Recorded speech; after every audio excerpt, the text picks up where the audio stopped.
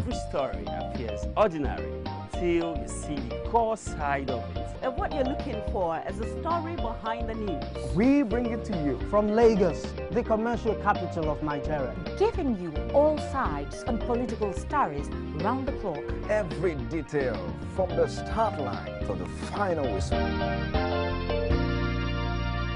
CoreTV News, expanding your view.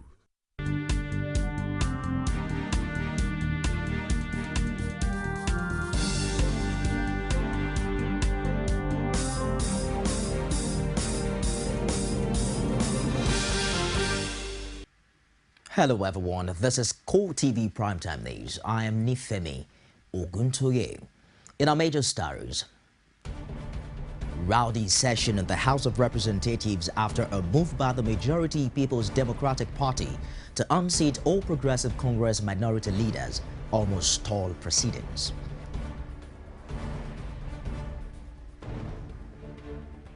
Also in this program, police authorities reverse ban placed against Brinkbarker girls protesters in Abuja.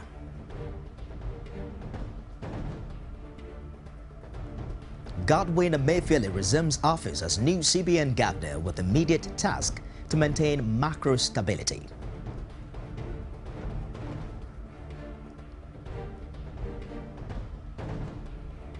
Outside Nigeria, NATO dismisses presidential election in Syria as a mockery. And in business top story, federal government assures Nigerians of food security despite rising insecurity in the north. Super Eagles coach Stephen Keshi defends a list of 23-man World Cup squad on Sports Tonight. We'll begin in Abuja, where proceedings were almost stalled at the House of Representatives after a move by the majority People's Democratic Party to sack all Progressive Congress House leaders resulted in rowdiness. It took the presiding Deputy Speaker Emeka Hedioa a few minutes to restore order as PDP and APC lawmakers disagreed over the matter.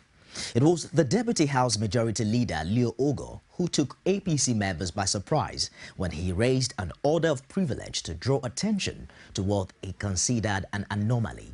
Citing relevant House rules, Ogo, a PDP member from Delta State, says there is a provision that all minority parties in the chamber should nominate candidates to occupy minority leadership positions in the House. Femi Gbajabiamila, an APC member from Lagos State, queried how the internal affair of minority parties breached the privilege of Ogo, a PDP member.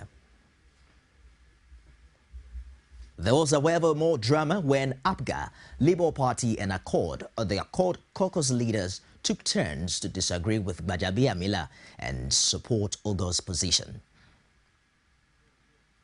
The People's Democratic Party in Kwara has challenged the ruling All Progressives Congress in the state to publicly disclose the sources of funds it had been using to finance the party since its registration. PDP Publicity Secretary Rex Olawoye threw the challenge in a statement in Ilorin. The PDP was reacting to an earlier statement credited to Sulaiman Buhari, the state's APC Publicity Secretary, accusing the PDP of organizing a fundraising event in Abuja. Olawoye also challenged the APC to disclose the source of the money it used to pay for the multi-million naira mansion, which the party recently acquired as secretariat. He says that the PDP raised funds from well-to-do members of the party and public-spirited members of the society. Now, the crisis rocking the Labour Party in Ogun State has taken a new dimension as a faction led by Olabode Simon alleged that the other faction, loyal to a former governor of the state, Benga Daniel, offered a bribe of 16.3 million naira to take over the party structure. This is coming exactly 17 days after the two factions hosted the national leadership of the party, which included National Chairman Dan Umayawu and Governor of Ondo State Olusegun Mimiko in Abeokuta. In a meeting with loyalists at the State Secretariat in Adaton, Abeokuta, the state factional chairman, Bode Simon, alleged that the other faction had made several attempts to hijack the party from them. It says the other faction had offered him a trip to either Canada or Dubai, and a bribe of 16.3 million naira, which came in foreign currency and naira. These, he added, were to be shared by him, the Secretary, Ogini Olakosi, and Financial Secretary Arabambi Abayomi. The party in a communique read by its Financial Secretary condemned the statement credited to Daniel that the party has been handed over to him by the national leadership. The State Publicity Secretary loyal to Daniel's faction, Deji Kalejai, described the allegation of bribery as alien, baseless and illogical to the ideals of the Labour Party. The Lagos State Police has paraded 3 suspected assassins arrested at the Packers nightclub Ikeja last month. The suspects had confessed to be hired to kill Lagos businessman Ade Victor. Oluwaseyi Adegoke has details in this report presented from our studios. The 3 suspects, Ibrahim Lawal, Emmanuel Adewale and Yomi Olariwaju, were paraded at the Lagos State Police Command. The suspects confessed to have been paid 140,000 naira mobilization fee by one Adebayo Orekoya, also known as Bobby Badon, to assassinate his former business partner, Ade Victor of Ogudu GRA. What happens is that there is one man that's Ibadan calling Bobby. He sent us that we should come to Lagos to come and kidnap one of his friends, who is Ade's Lesos, that is friending his wife. We went to club, we went to flex at club. So as we are flexing at the club, police now round us. They now arrest us. Just came to Lagos here to see the person that he said you should come and kidnap, but unfortunately we didn't see the person, and on our way going back to Ibadan to go and tell the man that we don't see the person, we got arrested. Lagos State Commissioner of Police Umar Manko says he directed officers to storm the club as soon as he received information about the suspects. The police boss says investigation is still ongoing. One Adebayo Arekoya, aka Bobby Badon, to come to Lagos to come and assassinate somebody called Ade Victor on a charge of 140,000 naira, and paid a mobilization fee of 100,000 naira. Meanwhile, Adebayo Rekoya, who hired the suspects, is now at large. 100,000 naira and the victim's photograph were recovered by the police. The police authorities have denied banning peaceful assemblies and protests anywhere in Nigeria. Police spokesman Frank Umba says they only issued an advisory notice for the citizenry to be cautious at rallies, particularly in the Federal Capital Territory and its environs. This, according to him, is because of intelligence reports of likely infiltration or hijack of peaceful protest by criminals with links to insurgents.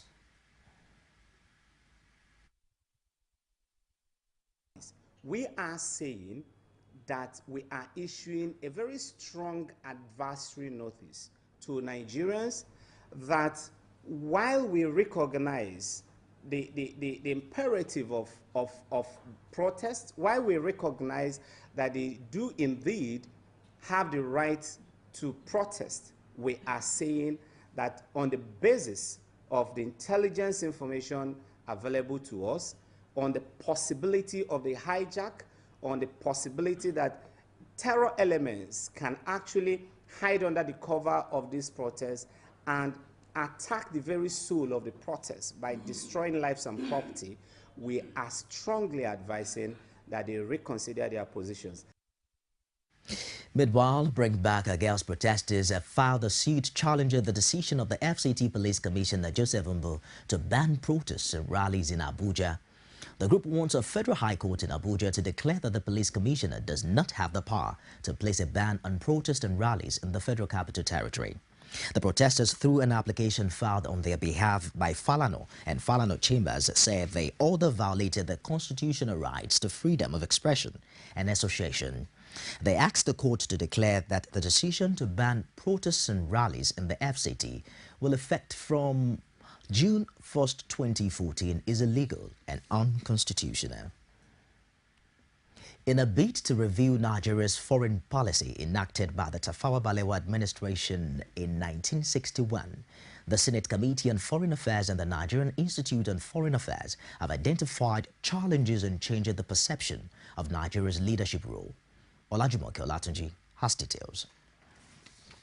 In a retreat titled Aspects of Nigeria's Foreign Policy in Contemporary Times, the Director General of Nigeria Institute for International Affairs, Bola Akintarewa, says the foreign policy enacted by Tafawa Balewa administration is still in force and needs to be modified to fit the demands of the modern world. To a great extent, we've been running away from this leadership role, and that is where we have come up with a foreign policy that has not been. In other words, there is no reason why Nigeria should not be in the forefront of the discussion of any African issue, why we should not be playing leadership roles in Africa. One-time Foreign Affairs Minister Jubril Aminu attributed the relative success of Nigerian foreign policy to the adaptation of some of the leaders in the country.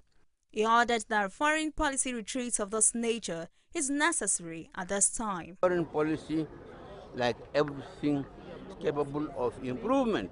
But our foreign policy as a country from independence has been very successful.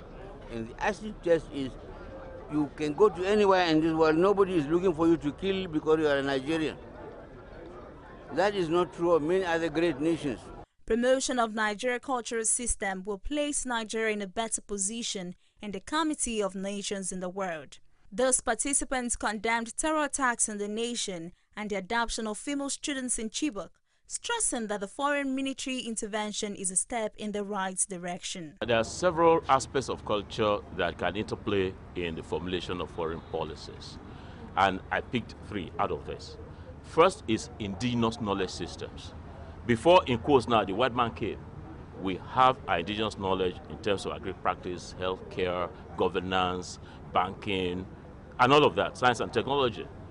So our foreign policies must reflect our indigenous knowledge systems. Getting others outside Nigeria to help us in search of our girls that have been abducted is the correct way to go. Furthermore, a member of the Senate Committee on Foreign Affairs, Matthew Nwago, says this retreat will yield a positive result as they have gathered materials to make the country's foreign policy align with modern realities. We are trying to do today to gather materials, information, and suggestions that can help us modify our policy, foreign policy, and make it in line, in tune with modern expectations and modern realities. Try and improve on our existing policy, make it more workable, and more realistic, and more effective. Nigeria is one of the most populous nations in the world, with an estimated figure of over 160 million people. The country has its citizens live in virtually all parts of the globe. The country surely needs a strong, viable foreign policy to protect the interests of our citizens wherever they may be. Olajumoke Olatunji, CoreTV News, Lagos. Another chapter opens in the history of the Central Bank of Nigeria with a new Central Bank of Nigeria governor assuming office. Join us after this break for details of that story and more on CoreTV Primetime News. Ladies and gentlemen, welcome to Ghana. Please remain seated and ensure your seatbelts are fastened. You can now turn on your MTN mobile phone data to enjoy a browsing rate of 5 kobo per kilobyte with MTN One World. Thank you. Absolutely. Browse like home with MTN One World. Surfing the web from any MTN operating country costs the same like home. Enjoy affordable rates when you call and send text messages. Terms and conditions apply. MTN. Everywhere you go. This one wash challenge will test Ariel to see if it removes stains in one wash. Let the challenge begin. First, chocolate and juice. We will wash shirts with Ariel. Look, Ariel has cleaned in just one wash. So which detergent removes stains in one wash? Ariel, P&G Everyday Quality brand. From time immemorial, women have birthed life, shaped character, and by extension, influenced the society. Moremi of Ife, Emoten of Benin, Queen Aminat of Zaria, all women of influence and power. Whether it's before election, after election. How ironical. Women being so powerful yet have few grounds in decision making. They see you as a way, and I see you as a wife to a man. We are talking women in politics. A woman will be bold enough to stand up and say, I want to become president of Nigeria. Only on CoreTV News. CoreTV News now provide a platform for live coverage of political rallies and electioneering campaign from anywhere in Nigeria. Political news stories, political editorial reviews, political discussions, personality profile, People's Parliament from the National, State and Local Government Assembly. Contact us now on 0803-471-8550 or 0803-724-9733. 01453-3407. Our 24-hour news station. Thanks for being there. For more information on our news and other programs, you can visit on our Facebook page. It's facebook.com/CoreTV News. You can also follow us on Twitter at CoreTV News NG, as well as on YouTube. It's youtube.com/CoreTV, leave a space and news. Moving on now, former Chief Executive Officer of Zenith Bank, Godwin Emefiele, has assumed office as new governor of the Central Bank of Nigeria. Emefiele arrived at the CBN headquarters to take up his appointment and was accompanied by Deputy CBN Governor Sarah Alade, who has been acting after Sanusi's suspension. It was a brief ceremony, but the new CBN governor pledged to unveil his agenda for Nigeria in the next 48 hours.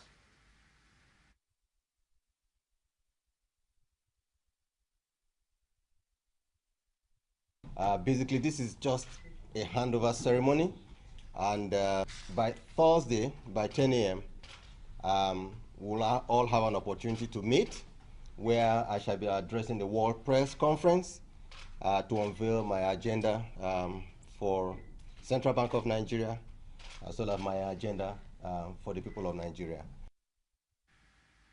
Reactions have now begun to trail the coming in of the new governor of the Central Bank of Nigeria, Godwin Emefiele, who replaces Sanusi Lamido Sanusi, who was on February 20 suspended by President Goodluck Jonathan. Emefiele's name was immediately forwarded by the president as replacement, but interest the battle for the coveted seat. An economic expert, Sam Olisa, says the incoming of a new governor will allow CBN to do more for the growth of the Nigerian economy. When you are running a relay, you know there are various legs. So the last runner maybe is tiring out. Then handles the baton to a fresh runner who will pick with higher speed and stability. So one will expect that the incoming of a new governor will allow the CBN to do more to grow the economy, to do more to have impact on the economy, which in turn, if the impact is positive, in turn it will have impact on the standard of living of the citizens. Changing the monetary policy, according to him, does not need to wait for a new governor. Making changes in monetary policies does not need to wait for a new CBN governor, because any economy is like a human being. There are ups and downs. So you make changes in the policies depending on the direction in which the economy is going. However, having said that, when we have a new governor, normally they will sit down, be a new person, they will assess what is going on, they will assess the direction of the economy, and as a new governor, he would like to respond quickly so as to begin to make his own impact on the economy. The Lagos State University Students' Union has urged Governor Babatunde Fashola to direct the closure of the institution's payment and registration portal. The union's president says the closure of the portal is necessary until the government reduces the tuition fees. Yusuf says the deadline by the management for students to pay their fees and register courses for the 2013-2014 academic session before May 30 has ended. He says students are bent on their no reduction, no resumption policy, and that discussions on how much the students should pay is still ongoing. The students had proposed that the fee be reduced to 46,500 naira for returning students and 65,500 naira for fresh students. Ekiti State Governor Kayode Fayemi has interacted with the state university community. The university community engaged the governor on issues bordering on governance.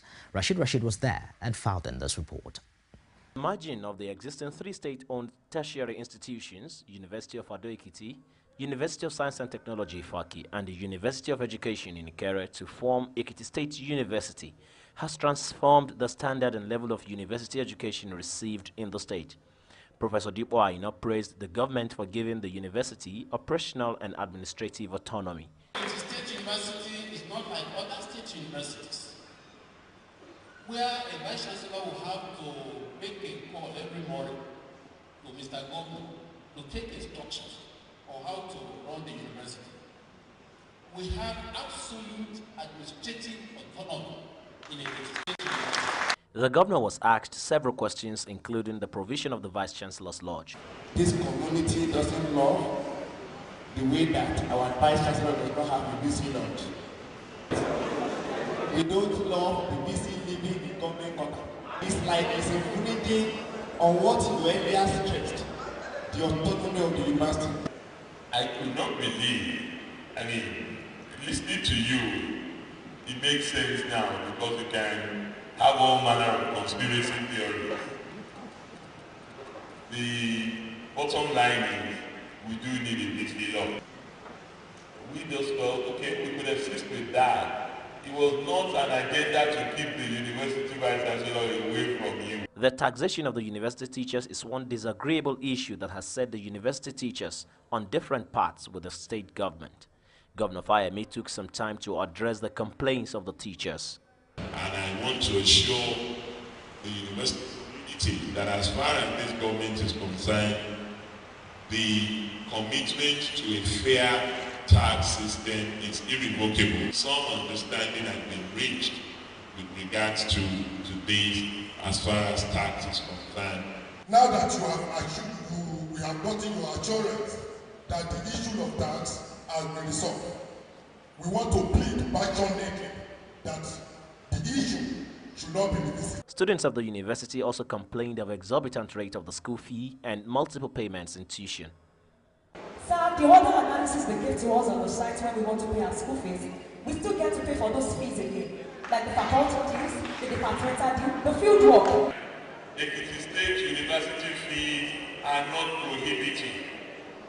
It is one of the lowest in Nigeria. You can challenge me.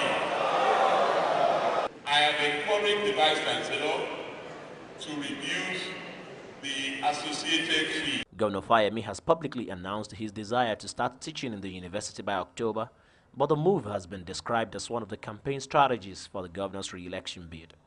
Rashid, CoreTV News. The 2014 All-Africa Public Relations Association Conference has ended with participants and practitioners fully resolved to allow Africans tell their Africa's story and improve the continent's image. Ebulomo Adekunle, who was in Port Louis, Mauritius, venue of the APRA conference, has more in this report. The 2014 All-Africa Public Relations Association Conference opened in Port Louis, Mauritius, on a very sound note, with participants engaged in brainstorming sessions aimed at improving the image of the African continent. The three-day conference had in attendance major players in the public relations business in Africa. It was a near-emotional session as participants lament the negative reportage the African continent gets in the Western media. They stress that the continent's story can be better told by inhabitants of the land. As the talented Nigerian writer Chimamanda Adichie puts it, the problem with stereotyping is not that they are untrue, but they are incomplete and does not tell the whole story. The only way to tell the full story is for Africa to tell our own story. The General Meeting of APRA afforded delegates the opportunity to evaluate the performance of the public relations professionals in the continent over the years. While all the delegates admitted that this year's conference was well organized and better than the previous years, they suggested how better the next conference should be organized and all-embracing. But I do have a feeling that if we are talking about Africa advancing, we should be advancing in unity. And I expect that unity to start from here. The communique issued at the end of deliberations indicated that public relations will be used extensively to advance the cause of Africa. In view of what is happening in the West in terms of the media coverage of Africa, which we think is a bit harsh on Africa, when you look at the news channels, that's the international news channels, all you see is negative aspects of Africa, as if to say there are no positives. So we are working with the AU with a view to supporting our government dealing with this reputation and image that is portrayed in the Western media. An interesting part of the day came at the dinner organized to round off the conference. Delegates stepped out in beautiful attires and took over the L'Aventure Souk venue of the dinner. The occasion was also used to commemorate the 10 years anniversary of Blast Communication, a public relations firm in Mauritius, which was saddled with the responsibility of putting the conference together. Delegates from different countries danced to the music and eventually all danced to a unity song to gracefully end the PR conference. Ebulomo Adekunle, CoreTV News, Mauritius. Nigerians have often expressed their dissatisfaction with services provided by telecommunication companies, especially the high rate of tariff paid on calls. The regulatory body Nigeria Communications Commission has been blamed for the dismal performance of the companies. But have a number of other factors that tend to impact on the cost of service provisioning. And I'll give you an example. Things such as power, things such as multiple taxation and multiple regulation. Now, all of these have cost implications. Don't forget that at the time GSM services started in Nigeria, it was 50 naira per minute. Today, depending on your service provider and the kind of bundle you are on, you can have calls for as low as 6 naira per minute. On the issue of internet users and the quality of service, Ojobo says it is a case of demand and supply.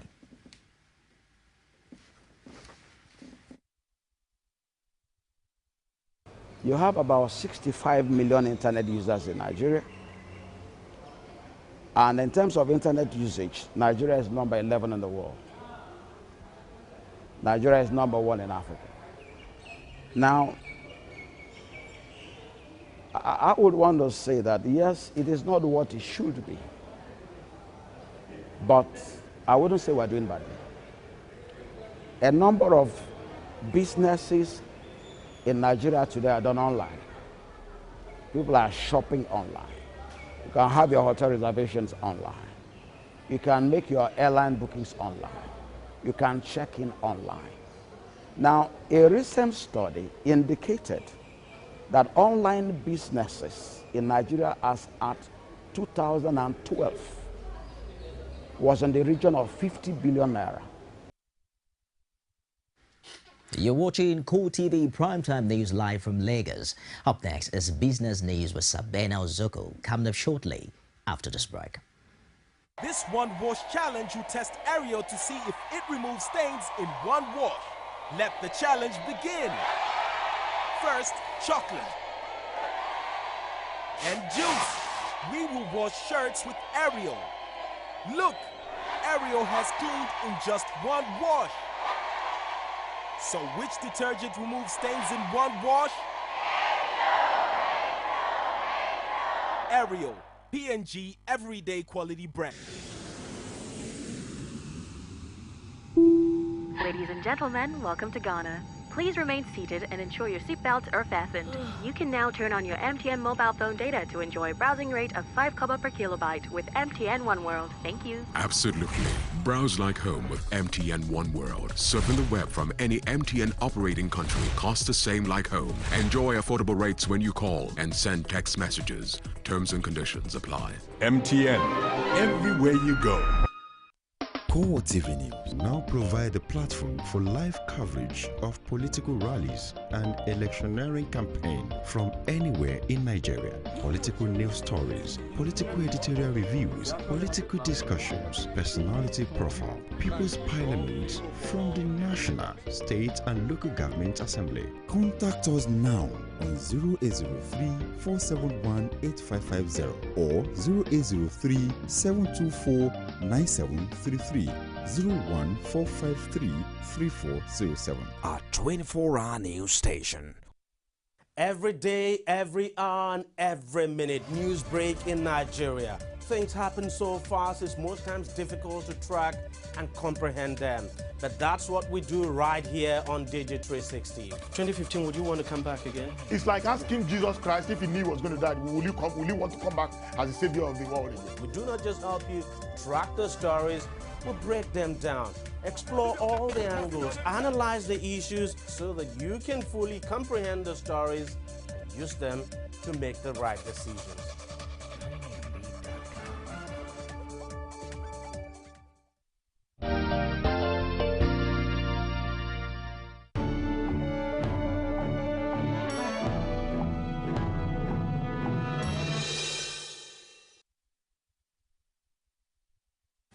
Hello there, you're welcome to the world of business. I am Sabina Izuku. The new central bank governor of Nigeria, Godwin Emefiele, has assumed office with immediate task of maintaining macro stability. With government spending also expected to rise ahead of next year's presidential election, the new governor will have no room to let up on monetary policy and will have to raise interest rates at some point over the next year. Emefiele's appointment follows the departure of Governor Lamido Sanusi, a vocal critic of the government's record on tackling corruption, who was suspended by President Goodluck Jonathan in February. His removal raised concerns about bank's independence, and Emefiele will be closely watched by market fearful of government interference at the bank. His biggest challenge will be at the Naira under pressure over the past year on concerns that reduced U.S. monetary stimulus will crimp fund inflows to emerging markets. It is currently trading at around 162 to $1 outside banks' preferred $150 to $160 range. The new governor will also have to keep inflation within banks' single-digit target despite loose fiscal policy as polls approach. Repeated interventions by central bank to keep Naira within the band has run down foreign exchange reserves, and liquid reserves have declined about $6.53 billion or 18.2% from $42.46 billion at the start of 2014. New investors in the electricity distribution companies DISCO will continue to experience a slower than expected deployment of prepaid meters, even as consumers are ready to pay. With the cost of single-phase and a three-phase prepaid meter ranging between 25,000 Naira and 50,000 Naira, the market is worth over 150 billion Naira based on the average cost of 35,000 Naira per meter and market deficit of 4 million meters. However, some of the DISCOs are reluctant to deploy prepaid meters to the consumers because estimated billings is helping their revenue base, in which complaints have grown about in recent times. Since November 2013, new investors have not consumed up to 30,000 meters despite local manufacturing production capacity, yet 50,000 units of meter are expected to be deployed monthly. Nigeria's Agricultural Minister Adesina Adekunmi assures Nigerians of food security and economic growth regardless of security challenges in the country. Our correspondent Omotayo Alo was at the opening ceremony Agri-Expo exhibition, and she reports. The emphasis on agriculture and food production in the Jonathan administration transformation agenda brought farmers, product retailers and investors together in an exhibition tagged 2014 Agri-Expo exhibition at the Eco Hotel and Suites, Lagos. Addressing investors in the agric sector, Minister of Agriculture Akinwumi Adeshino admonishes Nigerian farmers to take advantage of government incentives in the sector to bring about food abundance in the country. He stressed that terror attacks on the country will not stop massive investments in the agric sector. The insecurity situation should not be overplayed. It only occurs in a very small part, of the country, as sad as that is. But investors are coming here in droves. They know Nigeria is a stable country. They know Nigeria is a vibrant economy. They know there's a lot of money to be made here. And, the president has his eyes and his hands upon the particular issue. We know that we will solve that problem, but certainly the investors are voting with their pockets. According to the organizer of the Agric Expo Exhibition 2014, the government is very passionate about improving the agric sector. A clear indication of this is reflected in the level of support for small-scale and commercial farmers in the country. Business goes with investment. Investments create jobs, and jobs create wealth, and wealth drives away poverty. So, down the chain, there is something for the average Nigerian. Some exhibitors at the event say that the agricultural sector is not only lucrative, but also fulfilling, capable of transforming the nation's economy if more investors come in. This exhibition is basically bringing us Zyka Foods to a better limelight. People are getting to meet us more, people are getting to know about what we are doing, and most importantly, now that agriculture is being seen and done as a business, the sky is the starting point.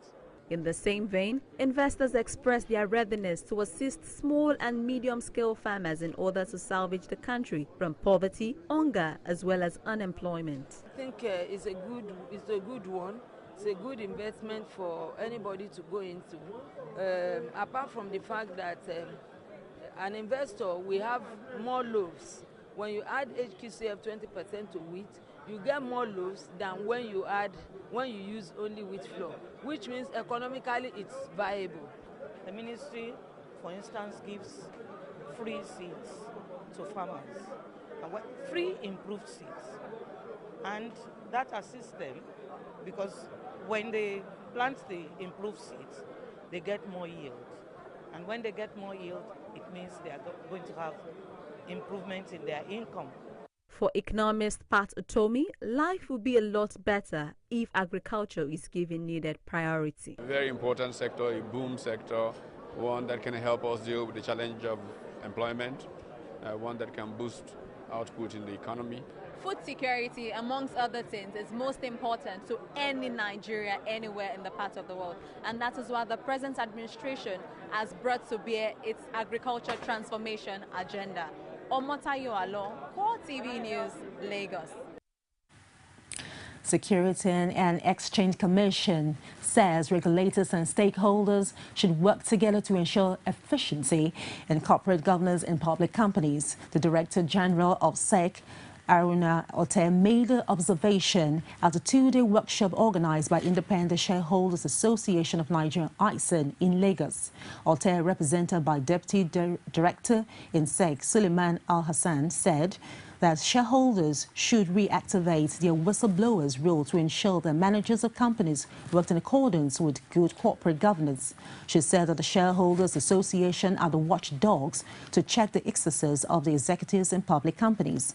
The workshop, which is part of social responsibility to make investors more proactive, will assist in making Nigeria one of the best investment destinations in the world. Two African giants mattress manufacturing have formed joint ventures company aimed at deepening and fully exploiting Nigerians' formal mattress markets. According to analysts, the future of the country lies in the ability to firm to partners across borders to build on an environment that promotes growth and development and ultimate benefit to the people. Nigeria's mattress market, which is estimated at 120 billion naira, have become alluring to foreign investors due to steady economic growth, high return on investments, and large population in the country. And on the stock floor, transaction of the Nigerian Stock Exchange on Tuesday ended on a bearish note as the market capitalization dropped to 0.25% due to profit making by investors. Market capitalization, which opened at 13.703 trillion naira, lost 34 billion naira to close at 13.669 trillion naira. Also, the all shares index lost 104.32 points or 0.25% to close at 41,397.68 from 41,502.40 achieved on Monday. And all investors engaged at 334.422 million shares worth 5.63 billion naira in 6,091 deals, as against the 418.490 million shares valued at 11.52 billion naira traded in 6,063 deals on Monday. Market analysts attributed the depressed situation to profit taken by some investors following the growth recorded by the market in the last 4 days. Conversely, for the oil, topped gainers chart was Seplat trailing Total PLC, 7up PLC and Ashakir Cement PLC. Nestle topped the losers chart, followed by Mobil, MRS Oil, UACN PLC and Dangote Cement PLC. And here are the top 5 trades.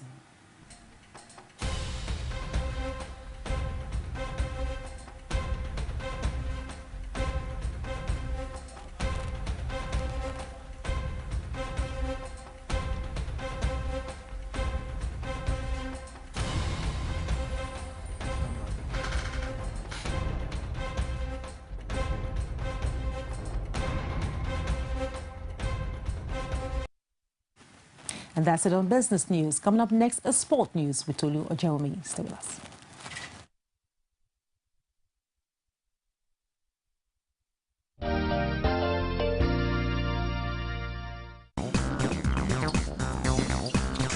Our style, that's what he delivered. Here's that ball storming. No, he takes Puyol with a flying lead. Go, taking them out in the lead and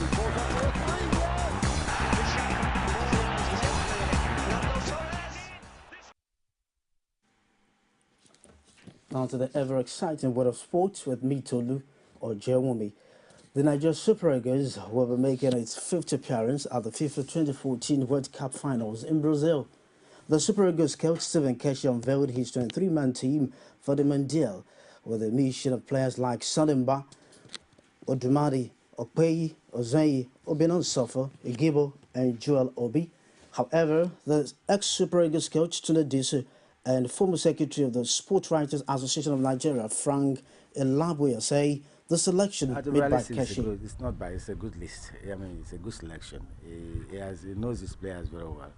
He knows the strength and weakness of the players too, and he's looking at the experience of some of the players. Some of them who got injuries, or some of them have not been showing interest. And so to go to the World Cup, you need a very solid, strong players. Well, I look at the list, first and foremost, I think it's okay. Looking at it from a very dispassionate point of view, it's okay because Steve Keshi is the man in charge. I think whatever he says with regard to this team list is fine. They also gave these words of advice to coach as he prepares for the Mondial. We cannot make mistakes with Bosnia. We have to be careful about our back pass. We have to be careful about how we mark the players there. Even if you are playing against Argentina, you have to be very careful because they can frustrate you. And if you don't have intelligent players in the defense, if they hack a player down, it can result to a penalty. That's what they're looking for.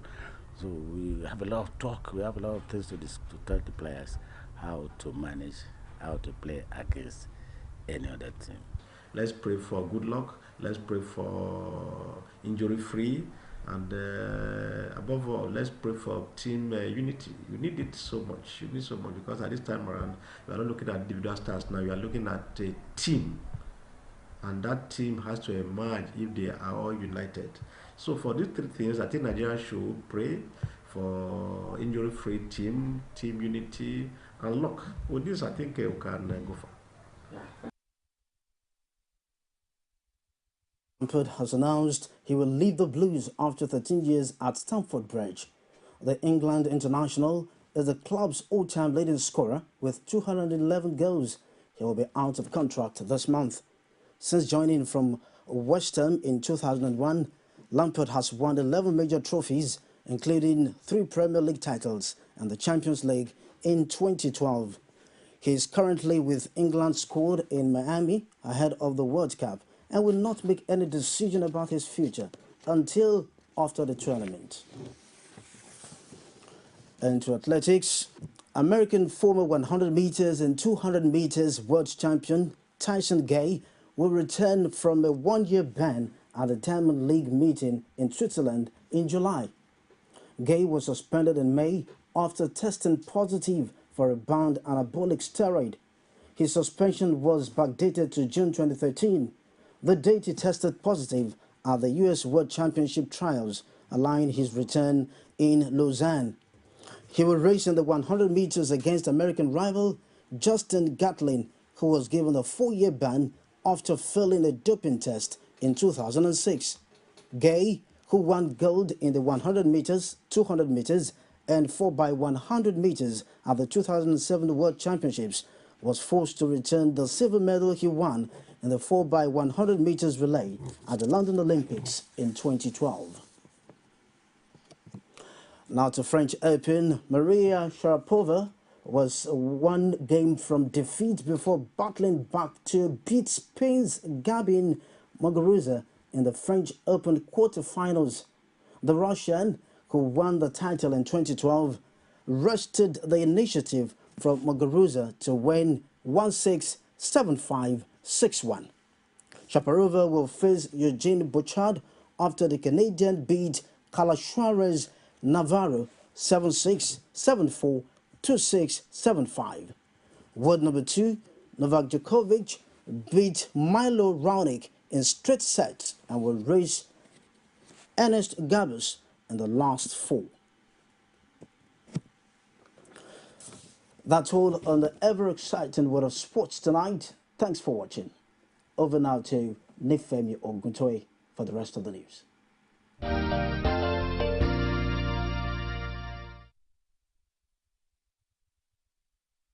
Thank you, Tolu. Exciting list there from Coach Stephen Keshi as we all count down to the biggest football tournament in the world later this month. For more information on our news and other programs, you can visit our Facebook page. It's facebook.com/CoreTV News.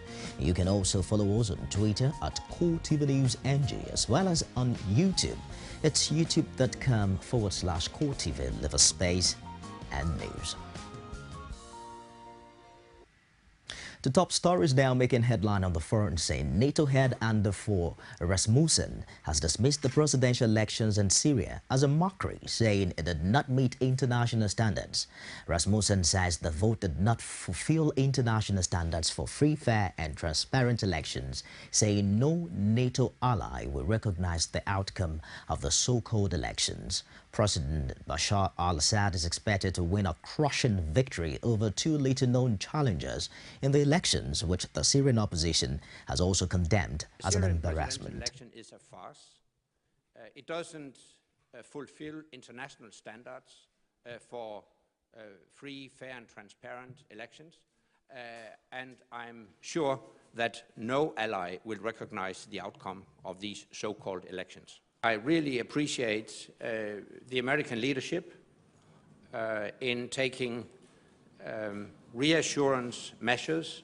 A first very important step in that direction would be for Russia to de-escalate the situation, first and foremost by a full withdrawal of Russian troops from the Ukrainian borders. Still, tens of thousands of Russian troops along the Ukrainian borders, and that massive troop presence is not justified. It would contribute to a political and peaceful solution to the problems if Russia stops the support for armed gangs in eastern Ukraine, armed gangs that occupy government buildings and, as we have seen, also take OSCE observers hostage.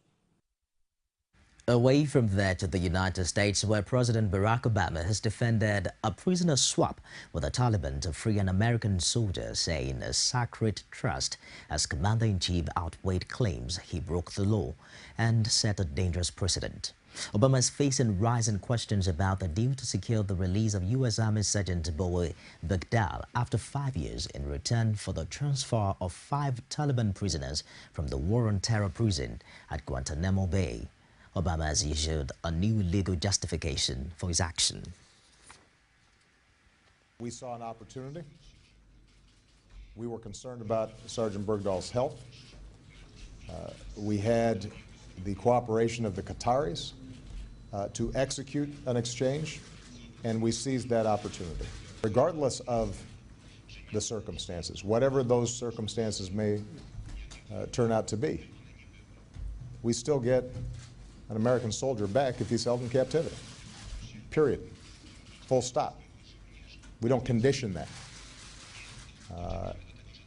And that's what every mom and dad who sees a son or daughter sent over into war theaters should expect from not just their commander-in-chief, but the United States of America. The International Labour Organization, ILO, has presented the latest social security trends. The report says that most people are without adequate social protection at a time when it's most needed. As of today, only 27% of the world's population enjoys comprehensive social protection coverage. For the large majority of the global population, the fundamental human right to social security is not realized at all or only in a partial way that leaves billions of people insecure. Mandatory social insurance programs to cover workers who are injured at work or suffer work-induced health problems cover only 33% of the global labor force. The collapse last year of the Rana Plaza building in Bangladesh and the recent Soma mine disaster in Turkey are large and devastating examples of the risks at work, but smaller accidents happen every day, indeed every hour, in workplaces around the world. In the European Union, cuts in social protection have been one factor contributing to increases in poverty, which now affects 124 million people, or 24% of the population, many of whom are children, women, older persons, and persons with disabilities. It is time to rethink these cuts and ensure that fiscal consolidation is not accomplished on the backs of the vulnerable and the elderly. And now to end the CoreTV Primetime News, a reminder of our top stars. It was a rowdy session in the House of Representatives after a move by the majority People's Democratic Party to unseat all Progressive Congress minority leaders almost stalled proceedings.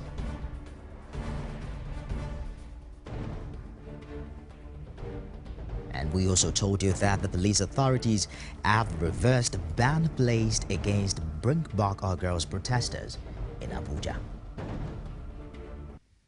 That's it on the Primetime News. I am Nifemi Oguntoye, and on behalf of the production crew, it's good night.